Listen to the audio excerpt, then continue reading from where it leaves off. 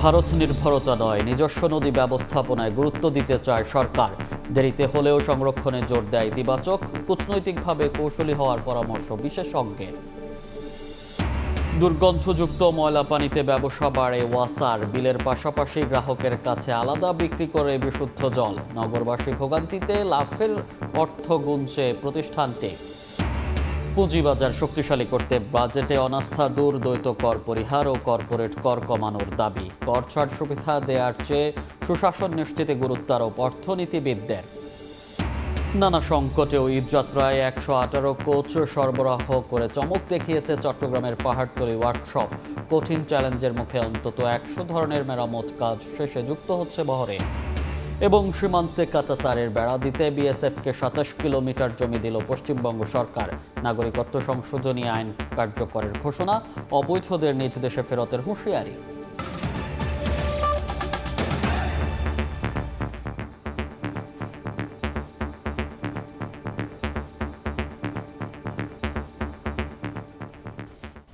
সকালের সময় সঙ্গে আছি আমি মনির হোসাইন। ভারত বাংলাদেশের অভিন্ন নদীর পানির ন্যায্য হিস্যার দীর্ঘ প্রতীক্ষার মধ্যে অভ্যন্তরীণ নদী ব্যবস্থাপনায় গুরুত্ব দিতে চায় বাংলাদেশ। নীতি নির্ধারকরা বলছেন, গুরুত্ব দেওয়া হচ্ছে দেশের ভেতরে বিকল্প পানি ব্যবস্থাপনায়। এমন সিদ্ধান্তকে ইতিবাচক উল্লেখ করে ভারত নির্ভরতা কমাতে কূটনৈতিকভাবে কৌশলী হওয়ার পরামর্শ দিচ্ছেন বিশ্লেষকরা। Shatila শারমিনের report. বাংলাদেশ ভারতের সঙ্গে ৫৪টি অভিন্ন নদীর পানি বণ্টন নিয়ে দীর্ঘদিন ধরেই চলছে আলোচনা আর হতাশা। বিশেষ করে শুষ্ক মৌসুমে উত্তরাঞ্চলে দেখা দেয় তীব্র সেচ সংকট।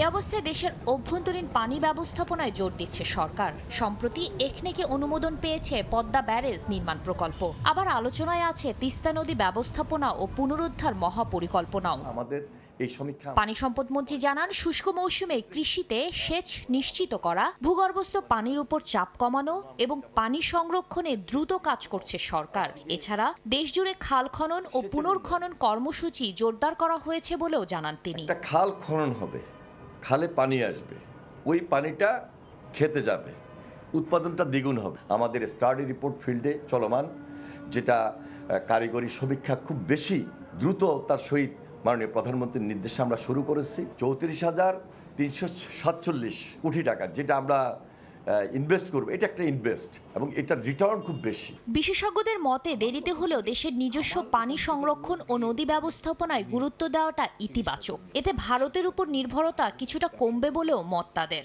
তবে একই সঙ্গে কূটনৈতিকভাবে আরও কৌশলী হওয়ার পরামর্শ বিশেষজ্ঞদের। আমার প্রয়োজনের নিরিখে আমার এই তিস্তা প্রকল্প বাস্তবায়ন জরুরি দরকার, এটা মাথায় রেখে এখন আমি কিভাবে পদ্ধতিগতভাবে এগোবো সেটা আমাদের সিদ্ধান্ত নিতে হবে। এবং এখানে তাদের প্রতিদ্বন্দ্বিতাটাই একমাত্র অপশন নয়, there could be more options left. I cannot close the doors of Farakka barrage during monsoon condition. Huge amount of পানি আসে, তাহলে ওই পানিটা যদি কিছু অংশ আমরা ধরে রাখতে পারি এবং আমরা ড্রাই সিজনে এটা ব্যবহার করতে পারি, তাহলে আমরা এটা তো একটা উইন সলিউশন। অভিন্ন নদীর ন্যায্য হিস্যা আদায়ের পাশাপাশি টেকসই অভ্যন্তরীণ পানি ব্যবস্থাপনায় ভবিষ্যতের বড় সমাধান হিসেবে দেখছেন বিশেষজ্ঞরা। পানি স্টোর করে রেখে। শাতিলা শারমিন, সময় সংবাদ, ঢাকা। পানিতে ময়লা আর দুর্গন্ধ বাড়লে ব্যবসা বাড়ে ওয়াসার। তখন একদিকে গ্রাহককে দিতে হয় পানির বিল, অন্যদিকে ওয়াসারই এটিএম বুথ থেকে বাড়তি টাকা খরচ করে কিনতে হয় বিশুদ্ধ পানি। সাধারণ মানুষ ভোগান্তিতে থাকলেও ঠিকই লাভবান হয় ওয়াসা। এম এ আজিমের রিপোর্ট, ক্যামেরায় ছিলেন খলিলুর রহমান। আপনাদের এলাকার পানির কি অবস্থা? আমাদের এই অঞ্চলের পানি খুবই দুর্গন্ধ, আপনি নিজে একটু পানি খেয়ে দেখেন। শুধু ময়লা নয়, তীব্র গন্ধও আছে ওয়াসার এ পানিতে। সরকার আসে, সরকার যায়, তবে ওয়াসার পানি কখনোই বিশুদ্ধ হয় না। তাই বাধ্য হয়ে বাসাবো এলাকার মানুষ এখন এই গন্ধযুক্ত পানি পান করছেন। ছোট ছোট ওই যে এরকম পোকা আছে, কেঁচোর মতো ছোট ছোট এরকম পোকা হয় মাঝে মধ্যে। ওয়াসার লাইনে শুধু পানি আসে না, সঙ্গে আসে বিস্তার ময়লা আর বিভিন্ন ধরনের পোকা। টাঙ্কিতে জমা পানিতে চোখ রাখলেই ধরা পড়ে এসবের উপস্থিতি। বাধ্য হয়ে তাই ট্যাপের সঙ্গে ছাঁকনি ব্যবহার করতে হয় এলাকার মানুষকে। ছাঁকনিটা লাগাইছি আমরা সেকনের জন্য, বুঝছেন? এই পানিটা সেকনের জন্য। কেন সেকতে হয় কেন? সেকতে হয় যদি ময়লা টয়লা আসে। তবে ছাকলেও ব্যবহার উপযোগী হয় না ওয়াসার এ পানি। তীব্র গন্ধ আর আয়রনযুক্ত হওয়ায় রান্না থেকে শুরু করে প্রায় সব কাজের জন্যই ব্যবহার করতে হয় আলাদা করে কেনা পানি। এমনকি ওয়াসার পানিতে গোসল করলেও চুলকানি অবধারিত। ওয়াসার পানি কোনো কাজেই আমরা ব্যবহার করতে পারি না, এখন বাধ্য হইয়া গোসলটা করতে হয়। আর আপনার খাবার দাবারে যে রান্না বান্না করি এটা আমরা কিনে নিয়ে আসি। এগুলা ব্যবহার করার মতো না, গোসল করার মতো না। আপনার গোসল করলে চুলকানি হয়ে যায় পুরো শরীরে।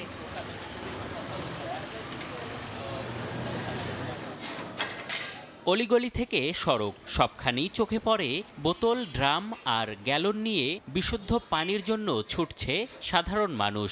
গন্তব্য সেই ওয়াসার পাম্পেই। প্রতি ফোঁটার মূল্য দিয়ে আবারও ওয়াসার ছত্রছায়ায় গড়ে তোলা পানি পরিশোধন সংস্থা ড্রিঙ্ক ওয়েল থেকে কিনতে হচ্ছে বিশুদ্ধ পানি। ওয়াসার যেটা ওটা হলো আপনার দুর্গন্ধ আসে, যার কারণে আর কি বাচ্চা আছে, বাচ্চার জন্য আর কি কিনে আর কি খাওয়াইতেছে।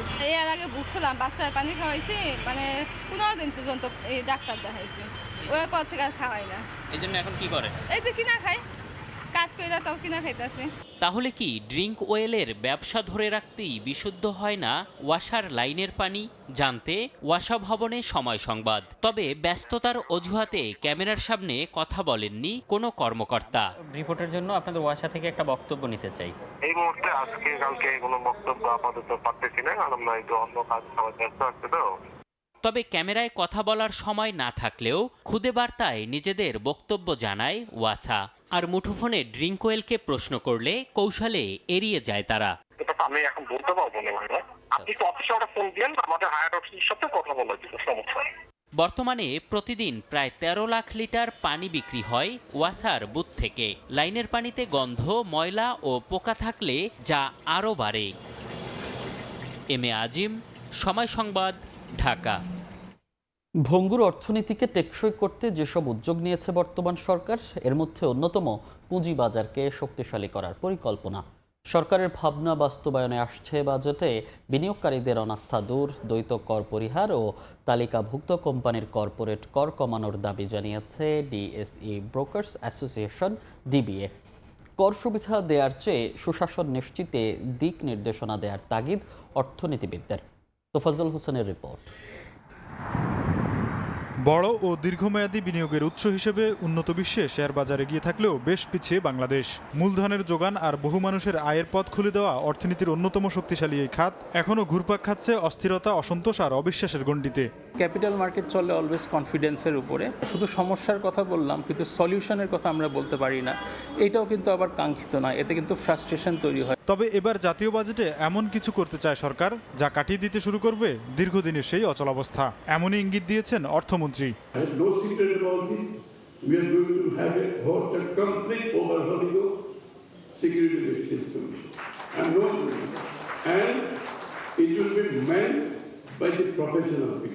দেশের পুঁজিবাজারকে শক্তিশালী করতে অংশীজনদেরও রয়েছে নানা পরামর্শ, দাবি। ক্ষুদ্র বিনিয়োগকারীদের অনাস্থা দূর করা, ব্যক্তি শ্রেণীর বিনিয়োগকারীদের লভ্যাংশ আয়ের উপর কাটা উৎসে করকে চূড়ান্ত দায় হিসেবে গণ্য করার মাধ্যমে দ্বৈত কর পরিহার করার পাশাপাশি তালিকাভুক্ত কোম্পানিগুলোর কর্পোরেট কর কমানোর পক্ষে তারা। সেটা আমরা বলেছি যে গ্যাপটা একটু ওয়াইড করে দেওয়ার জন্য, যে ট্যাক্সের দিক থেকে যদি ওনারা একটু রিলিফ পায় তাহলে হয়তো ওনারা দে উইল কনসিডার। অর্থনীতিবিদরা বলছেন আসছে বাজেটে কর ছাড় সুবিধা দেওয়ার চেয়ে বেশি গুরুত্ব দিতে হবে সুশাসন নিশ্চিতে। শেয়ার বাজারের ব্যাপারে কনফিডেন্স কম, যেই ধরনের সুশাসনের ঘাটতি আছে এইটা ঠিক করা ব্যতি রেখে আপনি যত পদ্ধতি ব্যবহার করেন না কেন, এইটা দিন শেষে কাজে আসবে না। লং টার্ম ফাইন্যান্স আমাদেরকে ডেভেলপ করতে হবে, সেখানে ক্যাপিটাল মার্কেট গুরুত্বপূর্ণ। বাজেটে আমি ক্যাপিটাল মার্কেটের জন্য একটা হলো ট্যাক্স, যদি ফিসক্যাল ইনসেন্টিভ ক্রিয়েট করতে হয় সেটা আছে কিছুটা, আরও যদি কিছু সহজ করার সুযোগ থাকে সেটা একটা দিক ভেবে দেখা যেতে পারে। আরেকটা হলো যে ক্যাপিটাল মার্কেট ডেভেলপ করার জন্য বিভিন্ন সরকারি প্রতিষ্ঠানের যে প্রাতিষ্ঠানিক সক্ষমতা উন্নয়ন ঘটাতে হবে, সেটার জন্য তো টাকা পয়সা লাগবে, সেই অ্যালোকেশনগুলো এখন থেকে আমার মনে করতে পারে। বহুজাতিক সহ লাভজনক সরকারি প্রতিষ্ঠানগুলোকেও পুঁজিবাজারে তালিকাভুক্ত করতে প্রয়োজনীয় দিক নির্দেশনাও যেন থাকে। আসছে বাজেটে সেদিকেও সরকারকে নজর দেওয়ার তাগিদ অর্থনীতি বিশ্লেষকদের। জনবল সংকটের পাশাপাশি প্রয়োজনীয় যন্ত্রপাতি সংগ্রহে জটিলতা সত্ত্বেও আসন্ন ঈদযাত্রায় 118 কোচ সরবরাহ করে চমক দেখিয়েছে চট্টগ্রামের পাহাড়তলী ওয়ার্কশপ। 40 থেকে 50 বছরের পুরাতন এসব বগি গত 1.5 বছরের বেশি সময় ধরেই ওয়ার্কশপে পড়েছিল।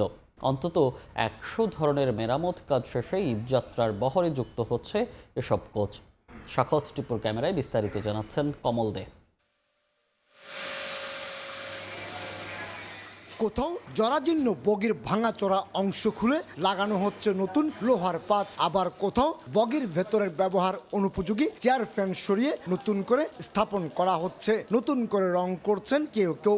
এর মধ্যে যেসব বগি মেরামত শেষ হয়েছে সেগুলো পাঠিয়ে দেওয়ার জন্য সারিবদ্ধ করে রাখা হচ্ছে ইয়ার্ডে। আসন্ন ঈদযাত্রার বহরে যুক্ত করতে টানা 2 মাস ধরে চট্টগ্রামের পাহাড়তলী ওয়ার্কশপে চলছে ব্যাপক কর্মযজ্ঞ। কিছু নতুন বগি আছে আর কিছু 50 বছর মতো হয়ে গেছে। এগুলো আমরা রিপেয়ার করি, যাত্রী সাধারণত আমরা গাড়িগুলো বহির্গমন দিচ্ছি। গাড়িগুলি যখন শপে প্রবেশ করে তখন চলাচল অনুপযোগী থাকে, ভাঙাচুরা থাকে। শপে প্রবেশের পরে মেরামত করে রং করে নতুন করে আবার যাত্রীদের চলাচল উপযোগী করে আউটটার্ন দেওয়া হয়। আসন্ন ঈদযাত্রার যাত্রীর চাহিদা পূরণের পাশাপাশি বিশেষ ট্রেন চালু করতে 118টি বগি মেরামতের জন্য আসে পাহাড়তলী ওয়ার্কশপে। ইতিমধ্যে 90টি বগি পূর্ণ মেরামত শেষে বহরে যুক্ত করতে মার্শাল ইয়ার্ডে পাঠিয়ে দেওয়া হয়েছে। 40 থেকে 50 বছরের পুরাতন এসব বগি চলাচল উপযোগী করে তোলা ছিল অনেকটা কঠিন চ্যালেঞ্জ। যখন কোচটা আসে এর বগিটাকে আমাদের আউট করতে হয়। এর ভেতরে ইন্টেরিয়র আছে, এসি আছে, লাইট আছে, ফিটিংস আছে, চেয়ার অ্যারেঞ্জমেন্টগুলো আছে, সব কিছু নতুন করে করতে হয় এবং শেষ পর্যন্ত আমাদের রং করে তারপরে আমাদের বের করতে হয়। স্বয়ংক্রিয় পদ্ধতিতে মেরামত করা হচ্ছে ট্রেনের চাকা এবং যুক্ত হচ্ছে বগিতে। স্বয়ংক্রিয়ভাবে এই সিএনসি মেশিন দ্বারা আমাদের চাকাগুলি প্রস্তুত করা হয়, মানে রিপেয়ারিং করা হয়, যাতে কোনো ত্রুটি না থাকে। নতুন করছে নতুন চাকা, যেন ঈদের মানুষ সবাই সুন্দরভাবে তাদের বাড়িতে যাইতে পারে। এখানে চাকা মেরামত করি, চাকাগুলো গাড়িতে যুক্ত হয়, গাড়িতে যুক্ত হয়ে গাড়িগুলো আবার আমাদের ট্রেনের সাথে যুক্ত হয়ে এগুলো আমাদের যে ঈদের বাড়তি ট্রেন থাকে সেগুলোতে আমরা অ্যাড করে দিই। আগামী 23 মে থেকে শুরু হবে রেলওয়ের আনুষ্ঠানিক ঈদযাত্রা। এবারও নিয়মিত ট্রেনের পাশাপাশি থাকছে বিভিন্ন রুটে 5 জোড়া বিশেষ ট্রেন। একেবারে ভাঙাচোরা জরাজীর্ণ চলাচল অনুপযোগী কোচগুলো নিয়ে আসা হয় এই পাহাড়তলী ওয়ার্কশপে। এরপর ডেন্টিং, পেন্টিং, ওয়েল্ডিং এবং ফিটিং সহ অন্তত 100 ধরনের কাজ করা হয়। চলাচল উপযোগী হয়ে ওঠার পর এসব কোচ যুক্ত হচ্ছে ঈদযাত্রার বহরে। তেমনি এবার এই ওয়ার্কশপ থেকে 118টি কোচ যুক্ত হচ্ছে। চট্টগ্রামের পাহাড়তলী ওয়ার্কশপ থেকে কমল দে, সময় সংবাদ। সকালের সময় আরও থাকছে। চিকিৎসার জন্য জমি বিক্রির 5 লাখ টাকাই হলো কাল। বগুড়ার গাবতলীতে গৃহবধূকে গলা কেটে হত্যা করল দুর্বৃত্তরা। খুনিদের ধরতে মাঠে পুলিশ। এবার রাজধানীর কোরবানির হাটের ইজারা পাওয়াদের বেশিরভাগই বিএনপি ও জামাতপন্থী ব্যবসায়ী। তারা বলছেন 1.5 যুগের আওয়ামী শাসনে দরপত্রই কিনতে পারেননি। 14 কোটি টাকায় দিয়াবাড়ি হাটের ইজারা পেয়েছেন স্বেচ্ছাসেবক দলের শেখ ফরিদ। উত্তরে বিএনপি নেতারা এগিয়ে থাকলেও কাজলা ব্রিজ থেকে মাতুয়াইল এলাকার হাটের সর্বোচ্চ দরদাতা জামাত নেতা শামীম খান। 2 সিটি প্রশাসক বলছেন রাজনৈতিক পরিচয় নয়, দরপত্র বিডিংয়ে নিয়ম মেনেই দেয়া হয়েছে ইজারা। তানবীর হাসান মেঘের রিপোর্ট। রাজধানীর সবচেয়ে বেশি দামে কেনা কোরবানির পশুর হাট দিয়াবাড়ি। 14 কোটি টাকায় 5 দিনের জন্য ইজারা নেওয়া হাটটিতে এর মধ্যে আসতে শুরু করেছে কোরবানির পশু। ঢাকা উত্তর সিটি কর্পোরেশনের স্থায়ী হাট 1টি ও অস্থায়ী হাট 14টি। অস্থায়ী হাটের মধ্যে 10টি হাটের ইজারা সম্পন্ন, আর বাকি 4টি প্রক্রিয়াধীন। দক্ষিণ সিটি কর্পোরেশনের স্থায়ী হাটের সংখ্যা 1টি এবং অস্থায়ী হাটের সংখ্যা 10টি, যার বেশিরভাগই পেয়েছে বিএনপি ও জামায়াতপন্থী ব্যবসায়ীরা। তারা বলছেন আওয়ামী শাসনামলে জেল জুলুম আর হামলা মামলায় 1.5 যুগ বিপর্যস্ত থাকায় দরপত্র জমাও দিতে পারেননি তারা। আমরা তো এলাকায় থাকতে পারতাম না, নিজের ঘরেই থাকতে পারতাম না, যার কারণে এটার সাথে জড়িত ছিলাম না। আমরা এটাকে আসলে একটা পারিবারিক উৎসবের মতন দেখতে চাই। আমরা 17 বছর বাসায় থাকতে পারিনি। আমরা বিভিন্ন জায়গায় লুকাইছিলাম, জেল জুলুম ছিল আমাদের। হয়তো একটা হাটে এটা আমরা করছি, আর কোনো হাট কিন্তু আরেকটা হাট করছিল, তারপর হয় নাই, কিন্তু এই একটা হাটে আমরা পাইছি। তারপরে আমরা এখন বর্তমানে বিএমপির সাথে কম্বিনেশন করে এই হাটটা পরিচালনা করতেছি। উত্তরের 10টি হাটের মধ্যে সবচেয়ে বেশি দর উঠেছে দিয়াবাড়ি পশুর হাট, যার ইজারাদার মহানগর উত্তরের স্বেচ্ছাসেবক দলের সভাপতি শেখ ফরিদ। দ্বিতীয় স্থানে বেড়াইত বসুন্ধরা গ্রুপের খালি জায়গার হাটের ইজারা পেয়েছেন ঢাকা মহানগর উত্তর বিএনপির যুগ্ম আহ্বায়ক আলহাজ আতাউর রহমান। আর তৃতীয় স্থানে তেজগাঁও পশুর হাটের ইজারাদার ঢাকা মহানগর উত্তর যুব দলের আহ্বায়ক কমিটির সদস্য আমিনুল ইসলাম। ইজারাদাররা বলছেন আগেরবারের মতো ভোগান্তি থাকবে না হাটে বেচা কেনায়। আমাদের হাটে কোনো সুযোগ সুবিধার অভাব নেই। মহিলা পুরুষ সবাই মিলে আসতে পারবে, আর এখানে ব্যাংকিং সুবিধা আছে, সিসিটিভি আওতা আছে, জেনারেটর ব্যবস্থা আছে। এদিকে দক্ষিণ সিটির 11টি হাটের মধ্যে সবচেয়ে বেশি দর উঠেছে কাজলা ব্রিজ থেকে মাতুয়াইল মিধাবাড়ি পানির পাম্প এলাকার হাট। হাটের সর্বোচ্চ দরদাতা জামায়াত নেতা শামীম খান। দ্বিতীয় স্থানে শিকদার মেডিকেল সংলগ্ন হাটের ইজারাদার নাফিস কবির, তিনি ধানমন্ডি থানার যুবদল কর্মী। তৃতীয় অবস্থানে থাকা পোস্তগোলা শ্মশানঘাট এলাকার হাটের ইজারাদার কাজী মাহবুব মাওলা হিমেল, তিনি ঢাকা মহানগর দক্ষিণ বিএনপির শ্যামপুর থানার কমিটির সদস্য সচিব। দুই সিটির প্রশাসকরা বলছেন কোরবানির হাট ইজারায় কোনো দলীয় বিবেচনা নেই। উন্মুক্ত টেন্ডারের মাধ্যমে শর্ত পূরণকারী সর্বোচ্চ দরদাতাকে হাট দেয়া হয়। বিটে সবচেয়ে বেশি দরদাতা হিসাবে নিজেকে নিশ্চিত করতে পারে এবং আমাদের শর্তকে পূরণ করতে পারবে এবং তাদের কমপ্লিটলি পেপারস ওয়ার্ক বৈধ থাকবে, তাদেরকে দেওয়া হয়। দল আমার কাছে মুখ্য বিষয় না, মুখ্য বিষয় গরুর হাটকে ইজারা নিল, কে আমার শর্ত মেনে সেই কাজগুলো সম্পন্ন করবে। যারা শিডিউল কিনতে চেয়েছে তারা সবাই শিডিউল কিনতে পেরেছে, এবং এই জন্যই তো আমরা 3 ধাপে করেছি, যাতে কেউ না বলতে পারে। রাজনীতি করতে ওইরকম প্রভাব তেমন কিছু আমরা ফিল করিনি। এবার ঢাকায় মোট 26টি অস্থায়ী পশুর হাট ছাড়াও উত্তর সিটির স্থায়ী হাট গাবতলী ও দক্ষিণের সারুলিয়ায় স্থায়ী হাটে যথারীতি কোরবানি পশু কেনাবেচা চলবে। তানভীর হাসান মেঘ, সময় সংবাদ, ঢাকা। জমে উঠেছে পশুর হাট, তবে হাটগুলোতে সক্রিয় মলম পার্টি, ছিনতাইকারী, জাল নোট কারবারি সহ বিভিন্ন অপরাধী চক্র। কোরবানির আগে বেড়েছে বিভিন্ন খামারে পশু চুরিও। ক্রেতারা নিজেদের নিরাপত্তা নিয়েও দুশ্চিন্তায়। অবশ্য অপরাধ দমনে কাজ চলছে বলে জানায় পুলিশ।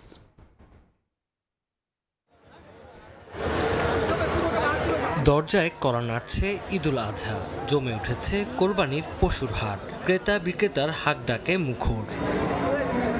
দেশি বিদেশি নানা জাতের পশু বেচাকেনা চলছে, তবে পশুর দাম নিয়ে মিশ্র প্রতিক্রিয়া দেখা গেছে। দেশীয় পশুর প্রতি আগ্রহ ক্রেতাদের। ভারত থেকে গরু না আসায় খুশি দেশি গরু উৎপাদনকারী ছোট বড় খামার মালিকরা, তবে গো খাদ্যের দাম বৃদ্ধি পাওয়ায় লোকসানে আতঙ্কে তারা। সিলেট এবং ঠাকুরগাঁ, পঞ্চগড় 2 জেলা বাদে সারা বাংলাদেশের মানুষ এখানে আসে, এখানে ক্রয় বিক্রয় করে। তবে হাটগুলোতে সক্রিয় হয়েছে মলম পার্টি, ছিনতাইকারী, জাল নোট কারবারি সহ বিভিন্ন অপরাধী চক্র। এমনকি কোরবানির আগে বেড়েছে বিভিন্ন খামারে পশু চুরিও। এতে হাটে আসা ক্রেতারা নিজেদের নিরাপত্তায় নিয়ে দুশ্চিন্তায় আছেন। বাজার ওই পরিমাণে আসলে গরু এখনো আসে নাই, আমরা তারপর ঘুরে ঘুরে দেখতেছি। বর্তমানে এখন একটা চড়া দাম, বুঝছেন, গত হাটের চাইতে আজকে গরু প্রতি 2-3 হাজার করে বাড়তি। বিক্রি 20টা নিলাম, একটা গরু আছে, বাজার মোটামুটি ভালো। গরুর হাটগুলোতে অজ্ঞান পার্টির খপ্পর, জাল টাকার বিস্তার এগুলো এবং গ্রাম অঞ্চলগুলোতে চুরির ঘটনাগুলো ঘটে, যেগুলো রোধ করা আসলে আমাদের প্রয়োজন। তবে অনাকাঙ্ক্ষিত ঘটনা প্রতিরোধে কাজ চলছে জানায় পুলিশ। পুলিশের একাধিক পার্টি নিয়োজিত থাকবে পুরো পোশাকে, সাদা পোশাকে, এবং ডিবি পুলিশ আমাদের সার্বক্ষণিক নিয়োজিত থাকবে। এবং এছাড়াও বড় বড় হাটগুলোতে আমাদের বাংলাদেশ ব্যাংক অনুমোদিত জাল টাকা শনাক্তকরণ মেশিন আমাদের প্রত্যেকটা সাব ইন্সপেক্টরের কাছে আমাদের দিয়ে দেওয়া আছে। এদিকে সীমান্তে অবৈধ পশুর অনুপ্রবেশ ঠেকাতে সতর্ক অবস্থানে বিজিবি। তানজিল হাসনাত, সময় সংবাদ। কমছেই না হামের প্রাদুর্ভাব। প্রতিদিনই হাম উপসর্গ নিয়ে হাসপাতালে ভর্তি হচ্ছেন নতুন রোগী। বিস্তারিত জানাতে বাগেরহাট সদর হাসপাতালে আছেন সহকর্মী আলী আকবর টুটুল। সরাসরি যাচ্ছি তার কাছে। টুটুল, বাগেরহাট একটি উপকূলীয় জেলা। এই জেলার আসলে অধিকাংশ মানুষ দরিদ্রপীড়িত। একমাত্র ভরসা বাগেরহাট জেলা হাসপাতালের উপরে। গত কয়েকদিন ধরে বেড়েই চলছে যে হামের রোগীর সংখ্যা।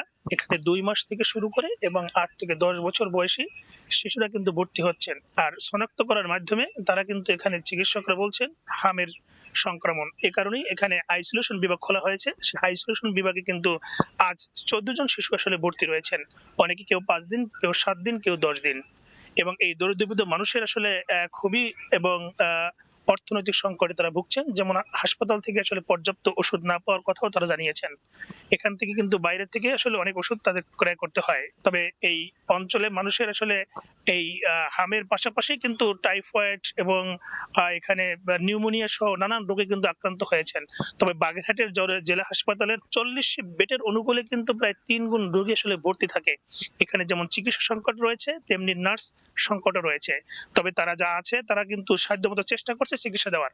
অনেকেই কিন্তু এখান থেকে তারা এখানে রেফার করা হচ্ছে এবং খুলনা সহ ঢাকা বিভিন্ন জায়গায় কিন্তু তাদেরকে ভর্তি করানো হচ্ছে এবং তারা কিন্তু এখান থেকে যাচ্ছেন। তবে হাসপাতালের যে একটি কথা না বললেই নয়, এখানে যে জেলা হাসপাতালের তত্ত্বাবধায়ক রয়েছেন অসীম কুমার সমর্দা, তিনি বলেছেন যে এখানে যে আইসোলেশন বিভাগ যে খোলা হয়েছে এবং সেখানে 15টি বেড রয়েছে, 14 জন ভর্তি রয়েছে, যদি প্রয়োজন হয় আরো তারা বাড়াবেন এমনটাই কিন্তু বলছেন।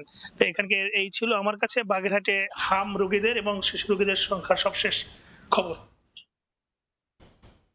হাম প্রাদুর্ভাবের খবর জানতে সরাসরি যুক্ত ছিলাম বাগেরহাট সদর হাসপাতাল থেকে। বগুড়ার গাবতলীতে এক গৃহবধূকে গলা কেটে হত্যা করেছে দুর্বৃত্তরা। রাতে উপজেলার মমিনাহাট গ্রামে এই ঘটনা ঘটে। ঘটনার রহস্য উদ্ঘাটন ও দায়ীদের চিহ্নিত করতে চেষ্টা চলছে বলে জানিয়েছে পুলিশ। নিহতের মরদেহ ময়না তদন্তের জন্য হাসপাতালে পাঠানো হয়েছে। সবার ঘরে ধারালো অস্ত্র দিয়ে নৃশংসভাবে গলা কেটে হত্যা করা হয় গৃহবধূ রীতা রানীকে। স্বজনেরা জানান, বুধবার রাতে খাওয়া দাওয়া শেষে রীতা রানী ও তার স্বামী বিধানচন্দ্র আলাদা ঘরে ঘুমোতে যান। কিছুক্ষণ পরেই বিধান তার ঘরের দরজায় কড়া নাড়া শব্দ শুনতে পান। এরপরে স্ত্রী রীতা চিৎকার শুনে তিনি ঘর থেকে বের হন। এই সময় বাড়ির পূর্ব ও পশ্চিম পাশের দুটি দরজা খোলা ছিল। পরে স্ত্রী রীতার রক্তাক্ত মরদেহ দেখতে পান। বিধানের দাবি, চিকিৎসার জন্য বাড়িতে জমি বিক্রি 5 লাখ টাকা রাখা ছিল। ইয়ে করেছে কি আছে আমি ধাইপে উঠে মনে করেন যে লাঠি মনে করে কানিতে রাখি, তো লাঠি নিয়ে দরজা খুঁজে আর করে না। আমার জানা মতে শত্রুতা বা আমাকে যে পারিবারিক একটা কলহ এগুলি নাই। যেটাই ঘটুক সেটা আর কি সুষ্ঠু তদন্তের মাধ্যমে বিচারের আওতায় আনা হোক, এটাই আমি চাই। ঘটনার রহস্য উদ্ঘাটনে কাজ চলছে বলে জানিয়েছে পুলিশ। টাকা পয়সার বিষয়টা তার স্বামীর দাবি অনুসারে সম্পূর্ণটাই তার স্ত্রী দেখভাল করতে, তার স্ত্রী কোথায় টাকা রাখতেন এই বিষয়েও তিনি বলতে পারছেন না। তদন্ত চলছে যে ঘটনার পিছনে কি রহস্য থাকতে পারে, তাকে হত্যার কি কারণ, তো তদন্ত সাপেক্ষে পরবর্তীতে আপনাদের বিস্তারিত জানানো যাবে। নিহত রীতা ও বিধানের কন্যা ও পুত্র সন্তান আছে। তারা পড়াশোনা ও কর্মস্থলের জন্য ঢাকায় থাকেন। আব্দুল আউয়াল, সময় সংবাদ, বগুড়া। সকালের সময় আরও থাকছে। স্থায়ী যুদ্ধ বন্ধে ইরানকে নতুন প্রস্তাব যুক্তরাষ্ট্রের পর্যালোচনা করছে তেহরান। চুক্তি করতে ফের হুঁশিয়ারি ট্রাম্পের। হরমুজের নিয়ন্ত্রণ আরও জোরদার আইআরজিসির। দীর্ঘদিনের বকেয়া আদায় না হওয়ায় কোরবানি পরবর্তী চামড়ার ব্যবসা নিয়ে হতাশ যশোরের ব্যবসায়ীরা। এছাড়া লবণের মূল্য ও শ্রমিকের মজুরি বৃদ্ধিতে বিপাকে তারা। ব্যবসায়ী নেতাদের দাবি, সরকার বকেয়া পরিশোধের পাশাপাশি বহির্বিশ্বের বাজার উন্মুক্ত করলে চামড়া ব্যবসার জৌলুস ফিরত। আবুল কালাম আজাদের ছবি ও জুহেল মৃতার তথ্য নিয়ে রিপোর্ট। দেশের দক্ষিণ পশ্চিমাঞ্চলের অন্যতম বৃহত্তম চামড়ার হাট যশোরের রাজার হাট। চামড়া কেনার মৌসুম আসন্ন হলেও কোনো তোড়জোড় নেই এখানকার ব্যবসায়ীদের মাঝে।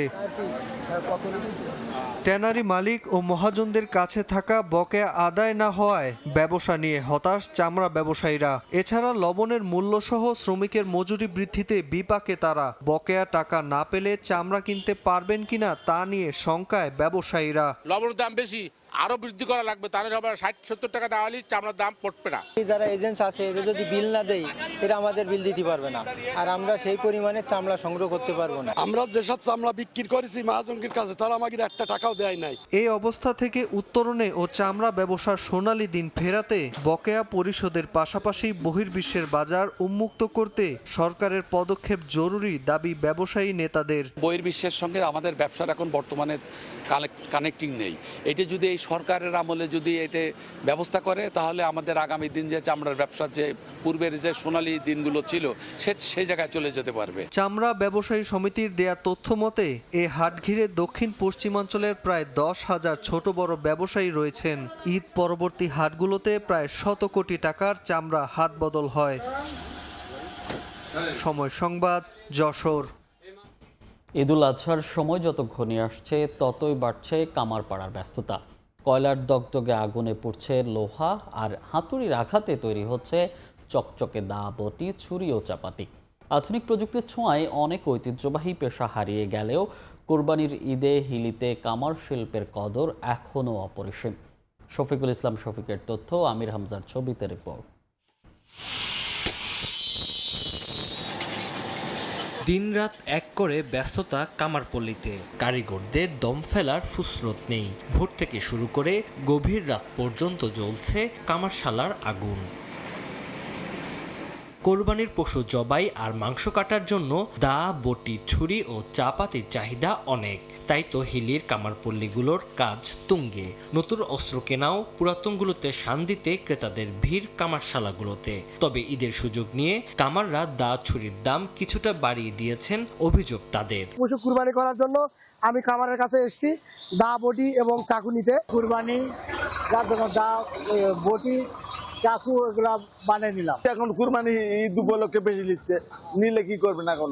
ওলা টাকা গুনলে হবে। কামাররা জানান, লোহা ও কয়লার দাম কিছুটা বৃদ্ধি হলেও আগের দামে দা, চাকু বিক্রি করছেন তারা। বর্তমানে চাপাতি 500 থেকে 600 টাকা কেজি, হাসুয়া 200 থেকে 300 টাকা পিস, ছোট ছুরি 50 থেকে 100 টাকা পিস, বড় ছুরি 700 থেকে 800 টাকা পিস বিক্রি হচ্ছে। বড়টা আপনার 500 টাকা কেজি দিচ্ছি, এই ছোটটা আমরা 600 টাকা কেজি নিচ্ছি। এই যে চাকু মনে করে 700-800 টাকা, এটা পাতি চাকু, স্প্রিং এর চাকু। আমাদের গতবারের তুলনায় এবারে আমাদের কাজের চাপটা অনেক প্রচুর বেশি। হ্যাঁ, আমরা প্রায় রাতের 12টা-1টা পর্যন্ত কাজ করতেছি। হিলির কামারপল্লীতে 15 জন কারিগর রয়েছেন। সময় সংবাদ, হিলি। ঝিনাইদহে মালবাহী ট্রেন লাইনচ্যুত হয়ে খুলনার সঙ্গে উত্তরবঙ্গের রেল যোগাযোগ বন্ধ রয়েছে।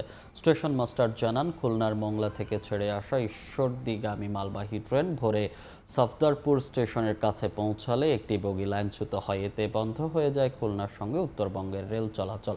সকাল 7টার খুলনা থেকে রিলিফ ট্রেন কোটচাঁদপুরে গিয়ে উদ্ধার কাজ শুরু করে। খুলনা নগরীর বিভিন্ন এলাকায় এখনও গড়ে ওঠেনি পরিকল্পিত বর্জ্য ফেলার নির্দিষ্ট স্থান। ফলে সড়কের পাশে, মোড়ের ধারে কিংবা জনবহুল এলাকায় প্রতিদিনই জমছে ময়লা আবর্জনা স্তূপ। দুর্গন্ধ আর নোংরা পরিবেশে চরম ভোগান্তিতে পথচারী, শিক্ষার্থী ও স্থানীয় বাসিন্দারা। দূষণের পাশাপাশি বাড়ছে রোগবালাইয়ের শঙ্কাও। মঞ্জুরুল হক মঞ্জুরের তোলা ছবিতে আবদুল্লাহ আল মামুন রুবেলের রিপোর্ট। গাছে গাছে লাল ফুলে সাজানো শান্ত, সবুজ আর নান্দনিক শহর খুলনা, অথচ সেই শহরেই ব্যস্ত বিভিন্ন সড়কের পাশে চোখে পড়ে ময়লার স্তূপ। নগরীর ব্যস্ত বাণিজ্যিক এলাকা নিরালা মোড়ে জমে থাকা আবর্জনার স্তূপ যেন এখন নিত্যদিনের দৃশ্য। কখনো কখনো ময়লার স্তূপ ছড়িয়ে পড়ে সড়কের অর্ধেক জুড়ে, ব্যাহত হয় যান ও পথচারীদের চলাচল। শুধু নিরালা মোড় নয়, নগরীর বিভিন্ন ওয়ার্ড থেকে ছোট গাড়িতে এনে ঘন্টার পর ঘন্টা প্রধান সড়কের পাশে ফেলে রাখা হয় বর্জ্য। নিউ মার্কেটের পিছনে তেঁতুলতলা, পিটিআই মোড়, শান্তিধাম, মেডিকেল কলেজ ও গোয়ালখালী মোড় সহ বিভিন্ন এলাকায় দিনের বড় সময় জুড়ে পরিণত হয় অস্থায়ী ভাগাড়ে। এতে পরিবেশ দূষণের পাশাপাশি বাড়ছে রোগবালাইয়ের ঝুঁকিও। আসন্ন ঈদুল আজহাকে কেন্দ্র করে পশুর বর্জ্য বাড়লে এই সংকট আরও তীব্র হতে পারে বলে শঙ্কা স্থানীয়দের। হাঁটা চলা যায় না, এখানে স্কুল, কলেজ, হাসপাতাল, অনেক রুগী আসে, অনেক রুগী গন্ধে এমনি অসুস্থ হয়ে যায়। অ্যাপ্লিকেশন দেওয়া হয়েছে, এলাকার সিনিয়র মুরব্বীরা তারা সবাই বসে এটার জন্য বহু ধরনের ব্যবস্থা নেওয়ার চেষ্টা করছে, বাট তারপরেও আমরা কোনো সমাধান পাই নাই। তারা ঠিক মতন খেয়ালও করে না, কিন্তু সিটি কর্পোরেশনের দায়িত্ব একটা নগরী শহরের ভিতরে এরকম একটা ডাস্টবিন রাস্তার পরে থাকা ঠিক না। 200 গজ নিয়ে ময়লা ফেলায়, তা আপনার রোদ যত চেতে তত গন্ধ বেরোয়। সিটি কর্পোরেশন তো এই যে ময়লাগুলো ফেলে, এই ময়লাগুলো এখানে না ফেলে এটা ফাঁকা জায়গা, অন্য জায়গা ফেলাতো। নাগরিক নেতাদের অভিযোগ, বারবার দাবি জানানো হলেও নেওয়া হয়নি কার্যকর উদ্যোগ। আধুনিক ও সমন্বিত বর্জ্য ব্যবস্থাপনার মাধ্যমে পরিচ্ছন্ন নগর গড়ে তোলার দাবি তাদের। এটা নির্দেশ সময় দিনের বেলায় না, রাত্রেবেলায়, এবং কাভার্ড ভ্যানে এটাকে নিয়ে ডাম্পিং স্টেশনে নেবে, যাতে করে মানুষ যেন স্বস্তি পায়। তবে সিটি কর্পোরেশনের দাবি বর্জ্য ব্যবস্থাপনায় স্থায়ী সমাধানে নেওয়া হয়েছে দীর্ঘমেয়াদী পরিকল্পনা। আমরা বর্জ্য ব্যবস্থাপনার নতুন দিগন্ত আসবে সামনে। আমাদের বর্জ্য রিসাইক্লিং প্লান্ট আগামী নভেম্বর ডিসেম্বরে আমরা শুরু করতে যাচ্ছি। আমাদের 350 টন বর্জ্য ব্যবস্থাপনার মধ্যে আসবে এবং আমরা এমন একটি ব্যবস্থাপনায় যাচ্ছি যাতে করে নগরবাসী সুফল পাবে। খুলনা মহানগরীর বিভিন্ন ওয়ার্ডে প্রতিদিন 72টি ট্রাক বর্জ্য অপসারণের কাজে নিয়োজিত রয়েছে, আর গড়ে প্রতিদিন প্রায় 800 মেট্রিক টন বর্জ্য সংগ্রহ ও অপসারণ করা হয় বলে জানিয়েছে সিটি কর্পোরেশন। আব্দুল্লাহ আল মামুন রুবেল, সময় সংবাদ, খুলনা। খুলনা নগর জুড়ে প্রতিদিনই জীবনের ঝুঁকি নিয়ে কাজ করছেন নির্মাণ শ্রমিকরা। বহুতল ভবনের ছাদ কিংবা ঝুলন্ত অবস্থায় অনেককেই কাজ করতে দেখা যায় নিরাপত্তা সরঞ্জাম ছাড়াই। এতে প্রায়ই ঘটছে দুর্ঘটনা। বিশেষজ্ঞরা বলছেন, মালিকপক্ষের অবহেলা, শ্রম আইন বাস্তবায়নের দুর্বলতা ও তদারকির অভাবই বাড়াচ্ছে প্রাণহানি। নামুল হোসেন কোচির ক্যামেরায় তানজিম আহমেদের রিপোর্ট। নিরাপত্তা ব্যবস্থা ছাড়াই 6তলা ভবনের ছাদে কাজ করা এই ব্যক্তির নাম দুলাল। কাজের মধ্যেই খুনসুটি চলছে সহকর্মীদের সঙ্গে। তবে এসব আজ শুধুই স্মৃতি। 15 মে সন্ধ্যায় এরকম জায়গা থেকেই নিচে পড়ে মারা যান রাজশাহী থেকে জীবিকার উদ্দেশ্যে 1.5 মাস আগে খুলনায় আসা দুলাল। চোখের সামনে সহকর্মীর এমন মৃত্যুতে মানসিক অবসাদের মধ্যে রয়েছেন অন্য শ্রমিকরা। কোনো দুর্ঘটনায় কবলে পড়ে মারা গেল, তার ফ্যামিলিটা যেন সরকার থেকে মানবিক সহযোগিতা করা হয়, এরকম ব্যবস্থা হলে আমাদের মতো দিনমজুর শ্রমিকদের খুব ভালো হইতো। তাদের পরিবারটা এখন বিকলাঙ্গ হয়ে গেল, পরিবারটাই বিকলাঙ্গ হয়ে গেল। সবার ভিতরে তো একটা আতঙ্ক, যেহেতু চোখের সামনে একটা মানুষ মারা যাচ্ছে, এই বিষয়ে আর কিভাবে এভাবে কাজ করা যায় এখানে। শুধু দুলাল নয়, খুলনা নগরে গড়ে ওঠা বেশিরভাগ বহুতল ভবনে কাজ করা শ্রমিকদের একই চিত্র। অধিকার প্রশ্নে এখনও নিদারুণভাবে বঞ্চিত তারা। সরেজমিনে নগরীর বিভিন্ন নির্মাণাধীন ভবন ঘুরে ও শ্রমিকদের সঙ্গে কথা বলে জানা যায়, অনিরাপদ সিঁড়ি, এলোমেলো নির্মাণ সামগ্রী, হেলমেট, গ্লাভস, বুট, সুরক্ষা চশমা না থাকা, ত্রুটিপূর্ণ যন্ত্রপাতি ও বৈদ্যুতিক লাইন, ঝুলন্ত অবস্থায় বেল্ট না থাকা সহ অতিরিক্ত রোদে বা বৃষ্টিতে কাজের কারণে ঘটছে এসব দুর্ঘটনা। যুগের পর যুগ অসংখ্য সুউচ্চ ভবন এসব শ্রমিকেরা তৈরি করেছেন জীবন রক্ষাকারী সরঞ্জাম বা নিরাপত্তা ব্যবস্থা ছাড়াই। কেন এমন ঝুঁকি নিয়ে কাজ করেন, প্রশ্ন ছিল তাদের কাছে। এখানে কথা ছিল যে সকাল 8টা থেকে 5টা পর্যন্ত কাজ হবে, কিন্তু আমরা তো 7টা 7:30 পর্যন্ত কাজ করা লাগে। এখানে তো ন্যায্য কিছু নাই। এখানেও যারা শ্রমিক আছে সবাই বৈষম্যের শিকার হচ্ছে। কাজটাই তো পুরাপুরি তো ঝুঁকিপূর্ণ, কিন্তু সেখানে যদি একটা সেফটি বেল দেখা গেলে কলম টলমে যদি কিছু বাইন্ধে রাখতো। এখানে যদি দক্ষতা না থাকে তাহলে কিন্তু সম্ভব না। মালিকদের অবহেলা, শ্রমিকদের অসচেতনতা এবং শ্রম আইনের সঠিক বাস্তবায়ন না হয় এমন অনাকাঙ্ক্ষিত মৃত্যু ও আহতের ঘটনা নিয়মিত ঘটছে বলে মনে করেন বিশেষজ্ঞরা। তো লেবার অ্যাক্ট এবং যারা এই ভবনের অনুমতি দিচ্ছেন, যে অথরিটি, তারা কিন্তু এই জায়গাগুলোতে আরও যদি সঠিকভাবে তাদের দায়িত্ব পালন করেন এবং এটা মনিটরিংয়ের আওতায় নিয়ে আসেন, তাহলে আমাদের যে এখনকার যে আইন আছে, এই আইনের মাধ্যমে এটার প্রয়োগ করা সম্ভব। এসব অনিয়মে নিয়মিত তদারকি ও ব্যবস্থা গ্রহণের দায়িত্ব থাকলেও জনবল সংকটের কথা বলছে খুলনা উন্নয়ন কর্তৃপক্ষ। আর দুর্ঘটনা এড়াতে শ্রমিকদের প্রশিক্ষণের ব্যবস্থার কথা জানায় শ্রম অধিদপ্তর। ভবন যখন নির্মাণ করবে তখন শ্রমিকদের সেফটি এবং সিকিউরিটির জন্য আমাদের যে বিল্ডিং কোড আছে সেই কোডটা যাতে অনুসরণ করে। সমাজে অবহেলিত শ্রমিক যাদের কথা সমাজে আসলে খুব কম মানুষই জানে, এখন আমরা তাদেরকে ট্রেনিংয়ের আওতায় নিয়ে আসছি। শ্রম আইন অনুযায়ী তাদেরকে আমরা ট্রেন আপ করছি। বিভিন্ন সূত্রের তথ্য অনুযায়ী খুলনা নগরীতে 2 বছরে বহুতল ভবন নির্মাণের কাজ করতে যে নিহত হয়েছেন অন্তত 10 জন, আহত হয়েছেন শতাধিক। যাদের শ্রম ও ঘামে গড়ে ওঠে এসব অট্টালিকা, সেই নির্মাণ শ্রমিকরাই থাকেন অনিরাপদ বাস্তবতায়। শ্রম আইন অনুযায়ী কর্মক্ষেত্রে নিরাপত্তা নিশ্চিতের দায়িত্ব নিয়োগকারীর। তবে তাদের কাছে শ্রমিকের জীবনের মূল্য কতটুকু, সেটি বড় প্রশ্ন। তানজিম আহমেদ, সময় সংবাদ, খুলনা। যশোরের সাধারণ মানুষের আস্থার প্রতীক মা ও শিশু কল্যাণ কেন্দ্র এখন নিজেই রোগাক্রান্ত। দীর্ঘদিন ধরে অ্যানেস্থেশিয়া চিকিৎসকের অভাবে এখানে অস্ত্রোপচার বা সিজারিয়ান সেবা বন্ধ। এতে রোগীর সংখ্যা কমে তলানিতে। ঊর্ধ্বতন কর্তৃপক্ষকে অবহিত করা হয়েছে বলে জানান হাসপাতাল সংশ্লিষ্টরা। আবুল কালাম আজাদের ছবি ও জুয়েল মৃধার তথ্য নিয়ে রিপোর্ট। একসময় যশোর মা ও শিশু কল্যাণ কেন্দ্রে প্রসূতিদের তিল ধারণের জায়গা থাকতো না। কালের বিবর্তনে এখন শুনশান নীরবতা। গত 5 বছরেরও বেশি সময় ধরে এই কেন্দ্রে অ্যানেস্থেশিয়া বিশেষজ্ঞ নেই, আর একজন চিকিৎসকের অভাবে স্থবির হয়ে পড়েছে হাসপাতালের গুরুত্বপূর্ণ সব কার্যক্রম। হাসপাতালের শয্যাগুলো সাজানো গোছানো থাকলেও কাঙ্ক্ষিত রোগীর দেখা মিলছে না। যারা আসছেন অধিকাংশই চিকিৎসা না পেয়ে ফিরে যাচ্ছেন।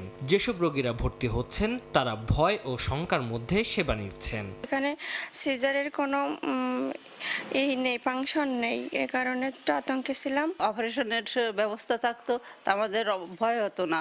আমাদের অনেক ভয় হয়েছে, রুগীও ছোট মানুষ, তা নর্মাল চিকিৎসা নর্মাল ডেলিভারি থেকে অনেক কষ্ট হয়েছে। নর্মাল যদি না হয় সেক্ষেত্রে আমরা কোথায় যাব, সেই কারণে রুগী অনেক আমাদের এখান থেকে চলে যাচ্ছে, এই জন্য রুগীর সংখ্যা কম। আপনাদের অপারেশন হবে, আপনাদেরকে আমার বাচ্চা যদি কোনো একটা সমস্যা দেখা দেয়, শেষ সময় থেকে আপনি সিজার করতে পারবেন? কি বলবো বলেন। হাসপাতাল সংশ্লিষ্টরা বলছেন চিকিৎসক সংকটের কথা ঊর্ধ্বতন কর্তৃপক্ষকে অবহিত করা হয়েছে। হসপিটালের চাপও বেড়ে যায়, সাথে সাথে আমাদের পারফরমেন্স কমে যায়। তো যদি আমাদের অ্যানেস্থেসিওলজিস্ট থাকতো তাহলে আমাদের আরও পারফরমেন্স বাড়তো এবং আমরা কিন্তু আরও একটু পারফরমেন্স বাড়তো বা আমরা আরও চেষ্টা করতে পারতাম। হাসপাতালের তথ্য মতে অ্যানেস্থেশিয়া চিকিৎসক থাকা অবস্থায় বছরে সহস্রাধিক রোগী সেবা নিতেন, যা এখন অর্ধেকেরও কমে নেমে এসেছে। সময় সংবাদ, যশোর। সেতু নির্মাণ হলেও করা হয়নি সংযোগ সড়ক। বাঁশের সাঁকো স্থাপন করে ওঠানামা করা হচ্ছে সেতুতে। বাগেরহাটের মোংলায় দুটি সেতু ভোগান্তির কারণ হয়ে দাঁড়িয়েছে এলাকাবাসীর জন্য। তবে শিগগিরই সংযোগ সড়ক নির্মাণের আশ্বাস এলজিইডির। মাহমুদ হাসানের পাঠানো তথ্য, মাসুদ রানার ছবি নিয়ে রিপোর্ট। খালে নির্মাণ করা হয়েছে সেতু, তবে নেই কোনো সংযোগ সড়ক। বাঁশের সাঁকো নির্মাণ করে চলছে যাতায়াত। বাগেরহাটের মোংলা উপজেলায় 2023 সালে পুটিমারা নদীতে 40 মিটার দীর্ঘ ও পাখিমারা খালে 90 মিটার দীর্ঘ সেতু নির্মাণ করা হয়। তবে শুধু মূল অবকাঠামো নির্মাণ করেই গা ঢাকা দেয় ঠিকাদারি প্রতিষ্ঠান। অসমাপ্ত থেকে যায় সংযোগ নির্মাণ। বর্তমানে সেতু দুটি ভোগান্তির কারণ হয়ে দাঁড়িয়েছে। তারা বলছেন, বাঁশের সাঁকো দিয়ে সেতুতে ওঠানামা করতে গিয়ে প্রায়ই ঘটছে দুর্ঘটনা। গাড়ি চলাচল না করায় পণ্য পরিবহন করা যাচ্ছে না। এইভাবে পড়ে আছে, কোনো কাজ কাম হচ্ছে না। এখান থেকে লোক পড়ে অ্যাক্সিডেন্ট, হাতও ভাঙছে। ব্রিজটা হওয়ার পরে কন্ট্রাক্টর পলান দিয়েছে, কন্ট্রাক্টরের কোনো খবর নেই। 8 বছর আমরা এই ভোগান্তিতে আছি। দেখা যাচ্ছে আস্তে আস্তে জোরে জোরে পড়বে, তাহলে সেই সোলভ দিয়ে লাভ হবে কি? এই ব্রিজটা তো মনে করেন আবার পূরণ হয়ে যাবে, পরিত্যক্ত হয়ে যাবে। বা সাধারণ মা বোনেরা নামতে খুবই দুঃখ দুর্দশা, আমাদের দেখার মতন কেউ নাই। তবে শিগগিরই সংযোগ সড়ক নির্মাণের আশ্বাস এলজিইডির। দ্বিপাক্ষিক একটি সমস্যার কারণে আসলে এই ব্রিজের কাজটি এতদিন ধরে পড়ে আছে। আমরা যথেষ্ট আগ্রহী আছি যে কাজটা দ্রুত সম্পাদন করার। এলজিইডির তথ্য মতে পুটিমারা নদীর সেতু নির্মাণে 5,32,32,000 টাকা ও পাখিমারা খালের সেতু নির্মাণে ব্যয় ধরা হয় 6,24,50,000 টাকা। সময় সংবাদ, মোংলা। দেশের বাইরের খবর। ভারতের পশ্চিমবঙ্গে অনুপ্রবেশ ইস্যুতে বড় সিদ্ধান্ত জানালেন শুভেন্দু সরকার। 2024 সালের 31 ডিসেম্বরের পর অনুপ্রবেশকারীদের গ্রেফতার করে সীমান্তরক্ষী বাহিনীর হাতে তুলে দেবে পুলিশ। একই সঙ্গে বাংলাদেশ সীমান্তের কাছে ভারতীয় ভূখণ্ডে কাটা তারের বেড়ার জন্য বিএসএফকে জমি হস্তান্তরও শুরু করেছেন নতুন মুখ্যমন্ত্রী। এদিকে নাগরিকত্ব হারানোদের প্রতিবাদে ফের উত্তাল হয়ে ওঠে কলকাতা। বিস্তারিত জানাচ্ছেন সুব্রত আচার্য। ভারতের পশ্চিমবঙ্গ রাজ্যে শুরু হয়েছে অনুপ্রবেশকারীদের গ্রেপ্তারের নতুন অভিযান। এদিন রাজ্যটির মুখ্যমন্ত্রী শুভেন্দু অধিকারী ঘোষণা করেন, বুধবার থেকেই ডিটেক্ট, ডিলিট এবং ডিপোর্টের কাজ শুরু করবে পশ্চিমবঙ্গ পুলিশ প্রশাসন। মুখ্যমন্ত্রী বলেন, সিএ আইন অনুযায়ী 7টি সম্প্রদায়ের মানুষ নাগরিকত্ব সংশোধন আইনের আওতাভুক্ত। 2024 সালের 31 ডিসেম্বর পর্যন্ত যারা এই রাজ্যে এসেছেন তাদের পুলিশ কোনো রকম হেনস্থা করবে না বা আটক করতেও পারবে না। তবে যারা সিএ অন্তর্ভুক্ত নন তারা সম্পূর্ণই অবৈধ। তাদের সরাসরি রাজ্য পুলিশ গ্রেপ্তার করবে এবং বিএসএফ এর হাতে তুলে দেবে।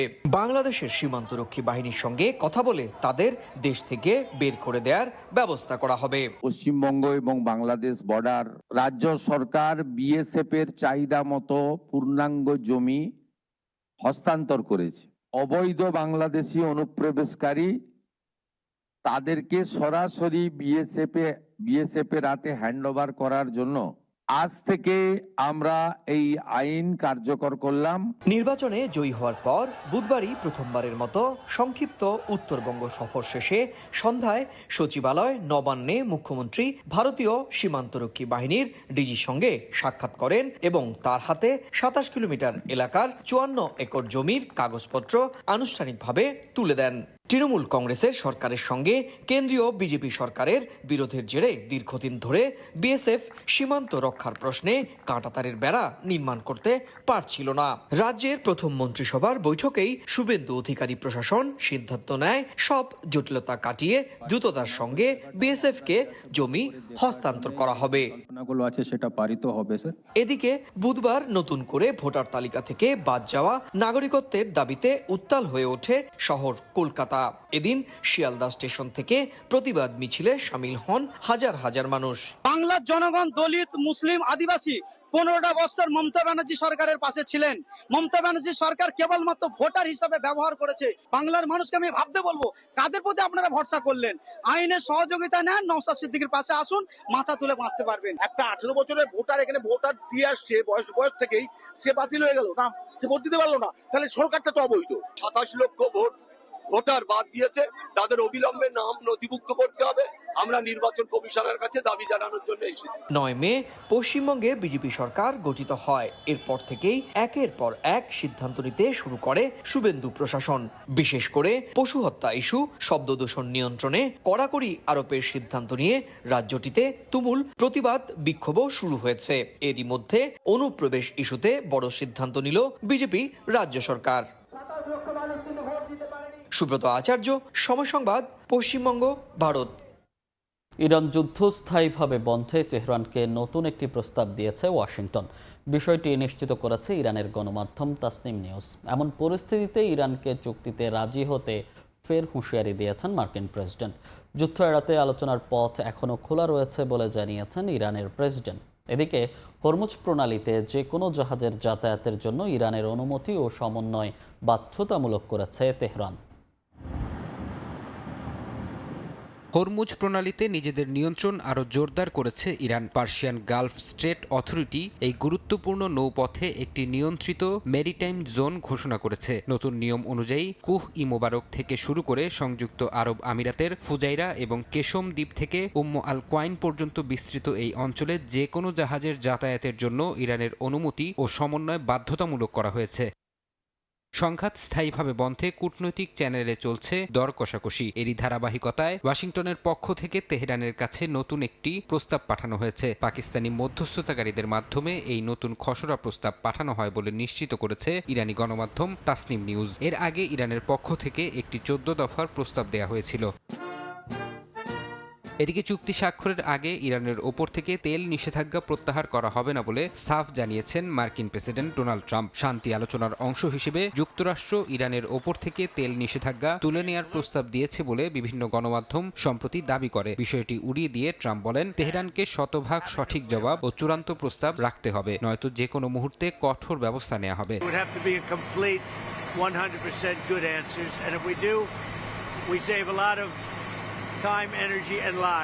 ওয়াশিংটনের খসড়া প্রস্তাব ও হুমকির মুখে কূটনৈতিক শিষ্টাচারের আহ্বান জানিয়েছেন ইরানি প্রেসিডেন্ট মাসুদ পেজেশকিয়ান। সামাজিক যোগাযোগ মাধ্যমে তিনি জানান, যুদ্ধ এড়াতে ইরান সবসময় সব পথ খোলা রেখেছে, তবে বল প্রয়োগ করে ইরানকে আত্মসমর্পণ করানো যাবে না বলে সতর্ক করেন তিনি। ফারহাদ চৌধুরী, সময় সংবাদ। এ পর্যায়ে শীর্ষ সংবাদগুলো জানিয়ে দিচ্ছি আরেকবার। ভারত নির্ভরতা নয়, নিজস্ব নদী ব্যবস্থাপনায় গুরুত্ব দিতে চায় সরকার। দেরিতে হলেও সংরক্ষণে জোর দেয় ইতিবাচক, কূটনৈতিক কৌশলী হওয়ার পরামর্শ বিশেষজ্ঞের। দুর্গন্ধযুক্ত ময়লা পানিতে ব্যবসা বাড়ে ওয়াসার। বিলের পাশাপাশি গ্রাহকের কাছে আলাদা বিক্রি করে বিশুদ্ধ জল। নগরবাসীর ভোগান্তিতে লাভের অর্থ গুনছে প্রতিষ্ঠানটি। এবং পুঁজিবাজার শক্তিশালী করতে বাজেটে অনাস্থা দূর, দ্বৈত কর পরিহার ও কর্পোরেট কর কমানোর দাবি। কর ছাড় সুবিধা দেওয়ার চেয়ে সুশাসন নিশ্চিতে গুরুত্বারোপ অর্থনীতিবিদদের। এই ছিল সকালের সময়ের পর আন্তর্জাতিক সময়। সঙ্গে থাকবেন সহকর্মী সাবরিনা মজুমদার। মনির, ধন্যবাদ আপনাকে। আন্তর্জাতিক সময় নিয়ে আসছি কিছুক্ষণ পর, সঙ্গে থাকবেন সময়ের।